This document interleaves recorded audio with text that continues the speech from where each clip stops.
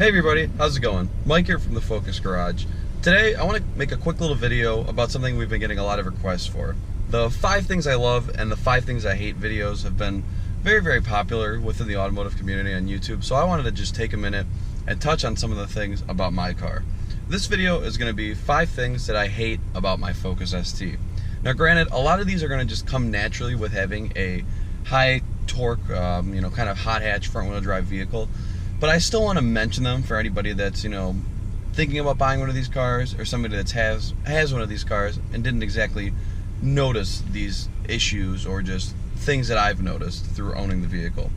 So the first thing I want to talk about with this car is seating position. So don't get me wrong, I love these Recaro seats, but one of the biggest problems with them is how high you sit in the vehicle.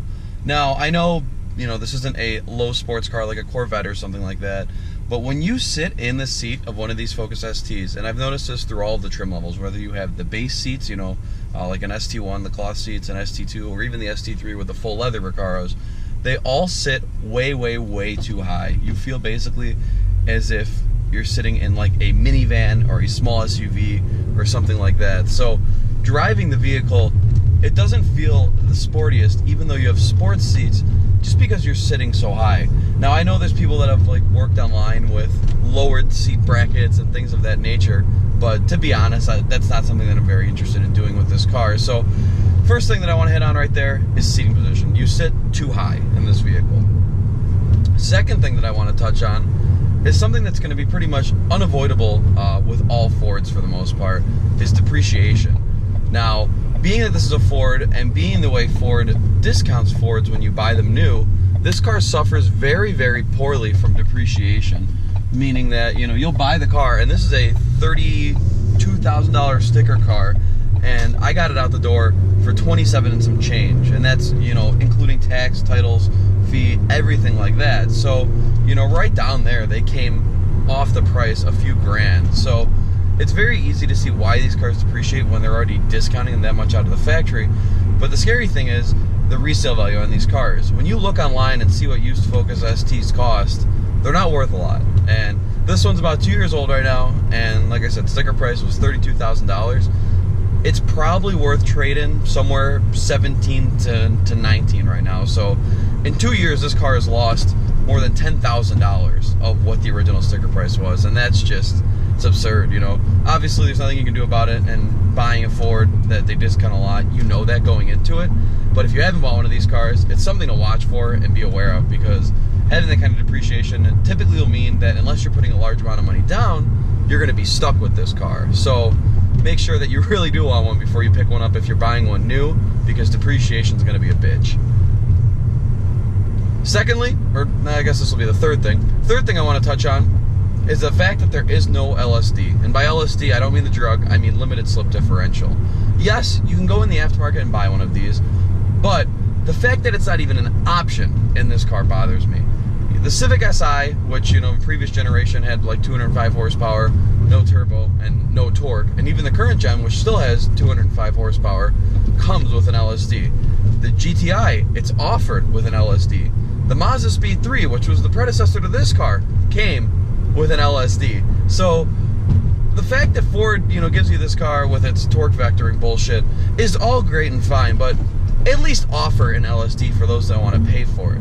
A limited slip differential would make this car so much more enjoyable around the corners and heavy acceleration, because all of that wheel spin that you're dealing with, it would be dealt with in a much more organized manner.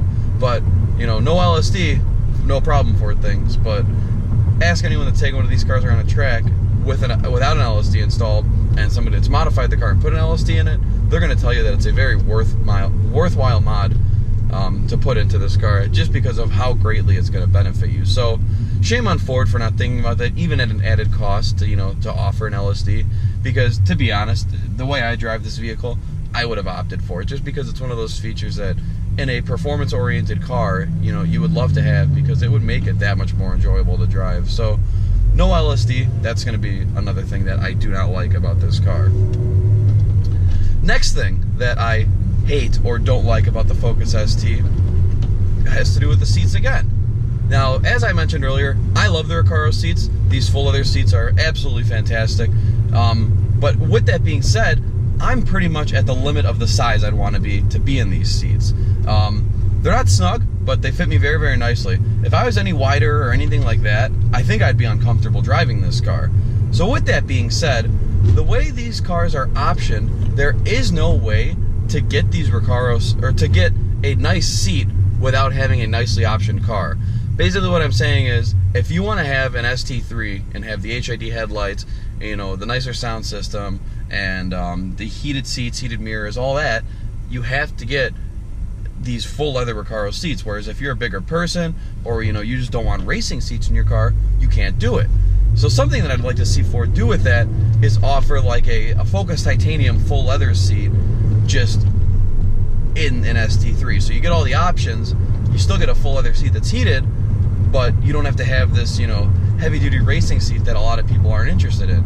Because as I meet more and more owners through the community, a lot of things that people say is they would have loved the features of an ST3, but you know, there's no way in hell they're going to fit in the seats. So they have to compromise, and they end up getting an ST1, which you get this weird ass stereo, you know, with all these buttons, and it makes the car look much more downscale. I mean, the headlights on the 15s and up ST3s turn with the car. So, I mean, that's a freaking awesome feature to have.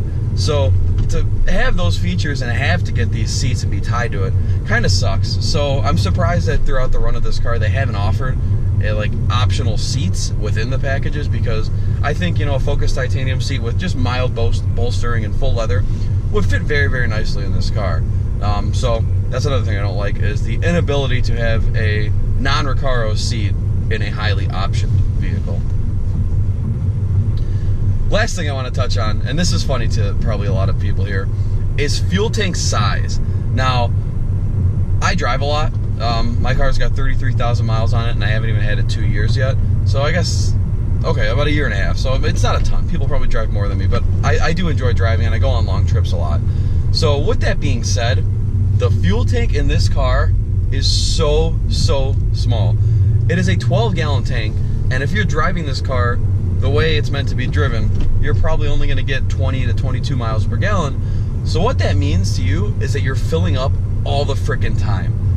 I feel like with this car that I am always stopping for gas at the gas station, just because of the fact that this car gets such poor MPG. You know, you can't even go 300 miles unless you're babying the car, and then you're stopping for gas again. This fuel tank, and I think it has something to do with the emissions in America, it's very small, and in Europe I think they get like a 15-gallon tank. So you're always finding yourself filling up with gas. So if you have a long commute to work and, you know, you drive 30, 40 miles each way to work, you're going to be filling up all the time. If you go on a road trip, you can't drive more than a few hours without filling up all the time. So I know, you know, that's engineering and design, and there's a lot of things that can't really be done about that, but I feel like that's an oversight to offer a car with only a 12-gallon gas tank. It's small, you know, and this isn't like, oh, I just got cut off by some fucking moron in a Toyota Solara. Thanks, buddy. To offer a gas tank that's that small, it's an inconvenience, you know. You find yourself needing to fill up all the time. So that pretty much wraps it up with that. So there you have it.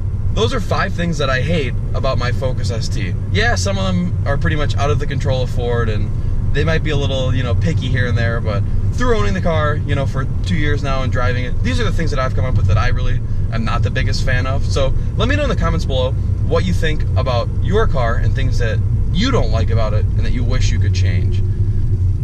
I'm Mike. I'll catch you in the next one.